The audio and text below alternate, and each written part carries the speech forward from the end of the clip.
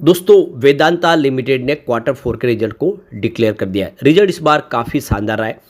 इसके अलावा अगर आप देखेंगे तो वेदांता अपने बिजनेस को डीमर्जर करने जा रहे हैं, 5 हिस्सों में बांटेंगे बिजनेस को। और यहाँ पे अब इसकी एक अंदाज़ा डेट आ चुकी है कि कब तक ये डीमर्जर की प्रक्रिया पूरी हो जाएगी और कब जो है शेयर होल्डर को भी फ़ायदा होगा। एक के बदले 4 शेयर मुफ्त में मिल जाएंगे, उनके 5 कंपनी के 5 शेयर हो जाएंगे। तो ये देख सकते हो कि इसको लेकर बड़ी अपडेट है। मैनेजमेंट की तरफ से एक ज़बरदस्त बयान निकल कर आया है, जिसके क्या मायने हैं उसको समझेंगे और अच्छे से रिजल्ट के अंदर इस बार क्या कमी रह गई और कहाँ पे कंपनी ने अचीव किया उसको भी समझेंगे। इसके अलावा मार्केट एक्सपर्ट की क्या राय है इस समय वेदांता को लेकर वो भी जानेंगे। वेदांता को देख सकते हो कि डिविडेंड का किंग कहते हैं, सबसे शानदार डिविडेंड देने वाली कंपनी है। हमेशा लोगों को डिविडेंड से इसने मालामाल किया है। अब आगे की क्या रणनीति बनेगी उसको जानेंगे इस वीडियो के माध्यम से। लेकिन फ्रेंड्स उससे पहले अगर आप पहली बार हमारे चैनल पे आए तो चैनल को सब्सक्राइब कर दीजिए, एक बेल आइकॉन दबा दीजिए ताकि जब भी नया वीडियो बने पहला नोटिफिकेशन आपको मिले। वीडियो पसंद आए तो लाइक से जरूर कीजिए। चलो फ्रेंड्स वीडियो स्टार्ट करते हैं। मैं हूँ आपका दोस्त SB दवे और हमारे अपने चैनल ऑनलाइन कमाई में आपका बहुत बहुत स्वागत है। तो सबसे पहले वेदांता के कारोबार की बात करें, 419 पर यहाँ पे क्लोजिंग देखने को मिली 0.67% की तेज़ी के साथ। तो देखते हो कि कल बाजार में नरमी का वातावरण था, बाजार में दबाव की स्थिति बनी थी।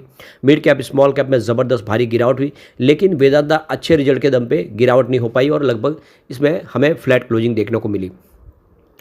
तो अब आप देख सकते हो कि वेदांता को लेकर इस समय जो सबसे बड़े जो सवाल निकल के आ रहा है वो है डीमर्जर को लेकर। आखिर देख सकते हो कि बिलियनियर अनिल अग्रवाल अपनी कंपनी के बिजनेस को कब डीमर्जर की प्रक्रिया से गुजारेंगे। तो माइनिंग से लेकर मेटल का ये बिजनेस जो अब एक समय से 5 सेपरेट कंपनियों में बदलने जा रहा है, ताकि आने वाले समय हम हर कंपनी अपने हिसाब से बिजनेस को लेकर आगे बढ़ पाए। काफ़ी फैला हुआ इसका बिजनेस है। तो अब वेदांता का डीमर्जर होगा, जिसमें एक कंपनी तो वेदांता लिमिटेड ऑलरेडी रहेगी।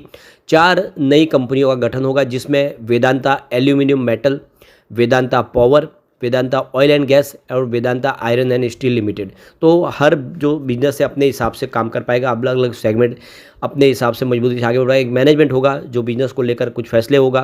तो ये सारी बातें, तो ये देख सकते हो कि शेयर होल्डर के लिए एक बड़ा बेनिफिट है। इस समय अगर शेयर खरीदते हो, एक शेयर के बदले में आपको 4 शेयर और एक्स्ट्रा मिल जाएंगे, नहीं आप 5 शेयर लेंगे और अभी मौका है, एलिजिबल है, आप इस समय खरीदारी करेंगे तो आपको बिल्कुल ये 5 शेयर का फ़ायदा हो जाएगा।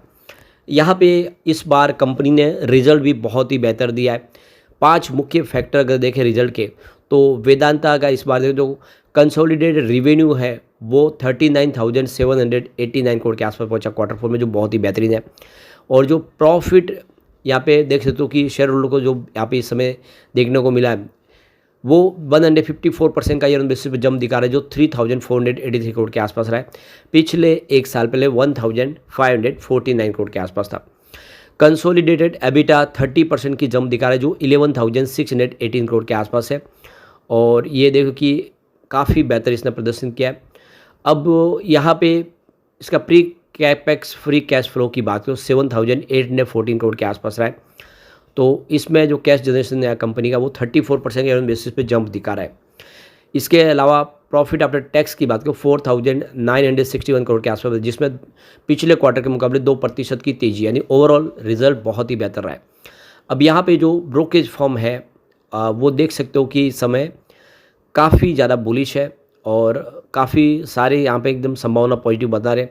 यहाँ पे देख हिंदुस्तान जिंक जो बिजनेस है वो भी काफ़ी बेहतर रहा है। और यहाँ पे देख सकते हो कि आने वाले समय कंपनी के लिए जो संभावना दिख रही है कि ब्रोकेज फर्म को मानना है कि आने वाला जो समय है मेटल सेक्टर के लिए बेहतर हो सकता है और ऐसे में वेदांता जो बहुत सारे बिजनेस लेके आगे बढ़ रही है काफ़ी बेहतर कर सकती है। तो यहाँ पे डीमर्जर की प्रक्रिया है जो सितंबर 2025 तक कंप्लीट हो सकती है, ऐसे ब्रोकेज फर्म का अनुमान है। अब हो सकता है इसमें थोड़ा डिले भी हो, क्योंकि अभी रेगुलेटरी अप्रूवल सारे मिले नहीं है, उसमें समय लग सकता है।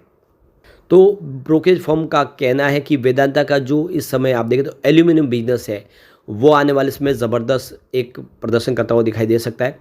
और यहाँ पे 25% का CAGR एल्यूमिनियम एबिटा में देखने को मिल सकता है जंप फाइनेंशियल 2025 से 27 के बीच। वॉल्यूम एक्सपेंशन काफ़ी बेहतर रह सकता है और लो कॉस्ट की वजह से अगर आप देखें तो इसमें एक बेहतरी देखने को मिल सकती है।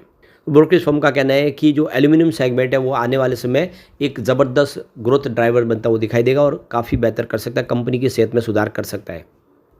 अब यहाँ पे डी मर्जर को लेकर वेदांता सीएफओ अजय गोयल का कहना है कि हमें भरोसा है आने वाले 2025 तक हम डी मर्जर की प्रक्रिया को पूरा कर लेंगे। और यहाँ पे देख सकते हो कि उनका कहना है कि डी मर्जर जो है वो सेकेंड क्वार्टर है 2024 फाइनेंशियल ईयर का, यानी 30 सितंबर 2025 तक ये डी मर्जर की प्रक्रिया लगभग पूरी हो जाएगी। तो हम लोग बिल्कुल ट्रैक पे हैं और जल्द ही यानी आने वाले सेकेंड क्वार्टर तक इस प्रक्रिया को पूरा कर लेंगे, यानी सितंबर के एंड तक डी मर्जर कंप्लीट हो जाएगा, ऐसा अजय गोयल का कहना है। तो अब कंपनी की तरफ से अभी तक इसकी कोई रिकॉर्ड डेट वगैरह फाइनल नहीं की गई है, तो अभी भी जो शेयर होल्डर वो सारे एलिजिबल है, जो निवेश करेंगे जिनके पास शेयर होंगे उनको डी मर्जर का फ़ायदा मिल जाएगा। तो फरवरी 2025 में वेदांता ने आप देख सकते हो क्रेडिटर्स और शेयर होल्डर्स की रजामंदी ले ली अपने बिजनेस को डी मर्जर करने के लिए। तो वेदांता बहुत जल्द कभी भी रिकॉर्ड डेट फाइनल कर सकता है डी मर्जर के लिए, यानी बहुत जल्द वो समय आ सकता है। तो ऐसे में एक अच्छा मौका है इस समय कि निचले लेवल से खरीदारी कर ले। तो एक बार आप देखिए एक्स डेट और रिकॉर्ड डेट आ जाएगी, उसके बाद कंपनी लिस्टिंग डेट भी जो है बाज़ार में डिक्लेयर कर देगी। 4 नई कंपनियां जो लिस्ट होगी बाज़ार में, ऑलरेडी वेदांता लिमिटेड बाज़ार में लिस्ट है। अंधेर अग्रवाल का कहना है कि वेदांता डी मर्जर प्रक्रिया से सारी कंपनियां अपनी पूरी ताकत से अपने बिजनेस को आगे बढ़ाएगी। हर कोई अपना सेगमेंट अपने हिसाब से अच्छा कर सकता है, तो ये सारी पब्लिक लिस्टेड कंपनियां आने वाले समय बेहतर करेगी और इसीलिए हम इस पूरी डी मर्जर की प्रक्रिया को कंप्लीट करें। अब एक बार हम रिजल्ट को अच्छे से समझ लेते हैं, इस बार रिजल्ट कैसा रहा पिछले 2 सालों के मुकाबले। सबसे पहले अगर हम बात करें सेल्स की, इस बार 40,455 करोड़ का सेल बताया, जो दिसंबर क्वार्टर में 39,115 करोड़ के आसपास था, यानी क्वार्टर ऑन क्वार्टर बेसिस पे सेल्स बढ़ा है। और मार्च 2024 की बात करिए 35,509 करोड़ के आसपास था, यानी ईयर ऑन बेसिस पे भी अच्छा खासा सेल्स बढ़ा है। और मार्च 2023 की बात करिए 37,930 करोड़ के आसपास था, यानी लगातार पिछले कुछ सालों से देखें तो प्रदर्शन बेहतर हुआ है, सेल्स बढ़ा है। खर्च की बात करें इस बार 28,989 करोड़ के आसपास रहा है, जो दिसंबर में 28,011 करोड़ के आसपास था, यानी खर्च भी बढ़ा है जिस हिसाब से सेल्स बढ़ा है। और मार्च 2024 में पिछले साल ये 26,741 करोड़ के आसपास था, तो ईयर ऑन बेसिस में भी खर्च बढ़ा है। और मार्च 2023 में ये 28,471 करोड़ के आसपास था, तो उस हिसाब से भी खर्च में कुछ वृद्धि हुई है। बात करें ऑपरेटिंग प्रॉफिट की, तो इस बार 11,466 करोड़ का ऑपरेटिंग प्रॉफिट बताया, जो दिसंबर क्वार्टर में 11,104 करोड़ के आसपास था, यानी क्वार्टर ऑन क्वार्टर बेसिस पे यहाँ पे ऑपरेटिंग प्रॉफिट में वृद्धि हुई है। और मार्च 2024 में ऑपरेटिंग प्रॉफिट 8,768 करोड़ के आसपास था, यानी ईयर ऑन बेसिस पे भी बहुत अच्छी वृद्धि हुई है यहाँ पे ऑपरेटिंग प्रॉफिट में। और मार्च 2023 में ये 9,459 करोड़ के आसपास था।